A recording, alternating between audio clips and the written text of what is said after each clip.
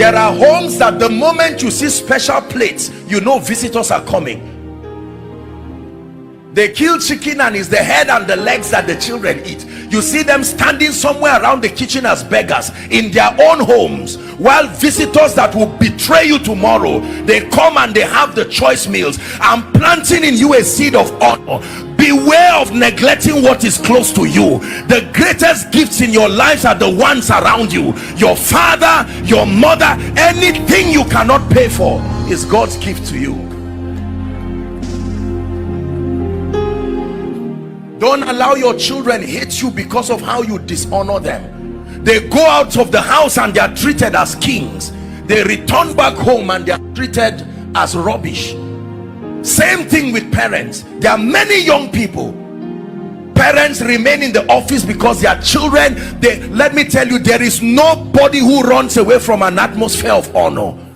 There are many men today who cannot go home. Christians, as soon as they enter their homes, dishonor speaks everywhere.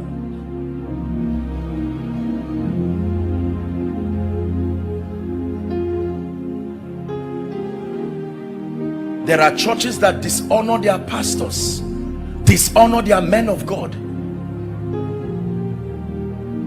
I do not know any assembly where the man of God will not excel, knowing that his people love him sincerely. Not something you qualified for. Apostle Goodheart, thank you for being my pastor. I love you. That you can truly, he knows how comforting it will be. You can be serving in the church doing things, but your heart is sincerely not there. We're talking of a genuine connection. Let me therefore propose a few things to you as I attempt to round up. Number one, you must make a covenant with yourself and your life and your destiny, that for as long as you are planted in this assembly under God, make it a point of duty that you will stand and you will die with your pastor. Make it a point of duty that you will see to it that as he follows Christ, you are giving him the best of your support and everything. Extend that same mentality to your boss. Extend that same mentality to your children. Can I tell you this? There are many young people today who hate their parents because the parents never believed in them. They went elsewhere.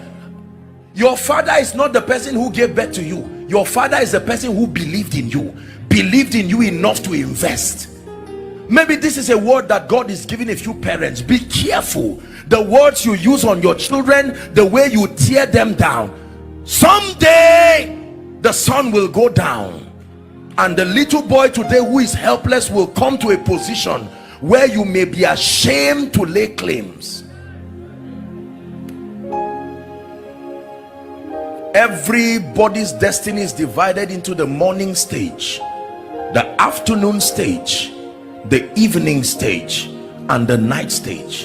It says, so then teach us to number our days, that we may apply our hearts unto wisdom. This is a key that has changed my life. I'm honored today to be part of the life. This is why I'm sent to the body of Christ. You do not know what joy it gives me. Do you know, aside from being a man of God, my greatest personal legacy as a human being is to be one who lived his life loving the Lord and sincerely being a shoulder for many people. Aside being a man of God, the meaning of my name is the way to love, and it's a very powerful name. I've blessed my parents 1,000 times for being that discerning to give me such a name. I sincerely love people. I don't use people. I don't try to, no. Return to the place of genuine honor. Return to the place of genuine honor. Honor to God. There are some of us, I know now, I want to say something in 1 minute and then we're done.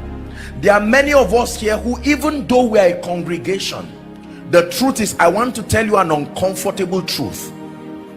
From a sociological standpoint, from a spiritual standpoint, even though this is logic, and by extension whatever church listening and following and the body of Christ, I want to bring you to a sincere realization that you are not all the same. That is the honest truth. From a standpoint of sacrifice, from a standpoint of achievement, you are not all the same, and there must be a system. I'm not trying to teach stratification. Yes, we are all equal before God, but if that statement is not balanced, it will lead to a lot of dishonor. I found out that the reason why many blessed and wealthy people do not come to church is that there is a track record of dishonor. Their sacrifices are trivialized in the name of creating a unified platform to bless people. Jesus did not hide his honor for noble people. Zacchaeus, come down, I've changed, I'm going to your house. And because of that one sacrifice, many people were forgiven. The centurion, you are a man under authority, I respect you, I don't need to come to your house, I will speak the word. No matter how high God lifts me, I'm wise enough to know that there are positions I occupy today, sociologically speaking, that is a privilege. It didn't come by age, it didn't come by qualification, and we must be wise enough to communicate the same. Is God helping us? So there are many of us that God will bring us into places where from a physical standpoint we should not be there. Don't abuse that access. When God gives you access to the ears, the hearts, the hands of kings and nobles, do not trivialize it. One time I was going to pray for a first-class traditional ruler in this nation, and when I got there, there are these people, I don't know what they call them, the ones who hold whip and ensure compliance, those guys there. And I was going to the palace, and you don't enter the palace with your shoes, you know that, right? But the man said no. He said enter, and the people were surprised. I said no sir, please let me take off my shoes. He said no, I am king. I said enter. But if I'm going to see him another day and I now buckle my shoes and just jump in, no, I will not abuse that access. Can I tell you this? Every time a man shows you uncommon access, make sure you send back a message that makes him know, I recognize this is a privilege and I do not take it for granted. I guarantee you, do that and you have secured his fear. That fear of, if I give you greater access, would you abuse it? If you let them know that you are aware that you will never abuse it, then you will see more of them. These are the keys of the kingdom that we do business with.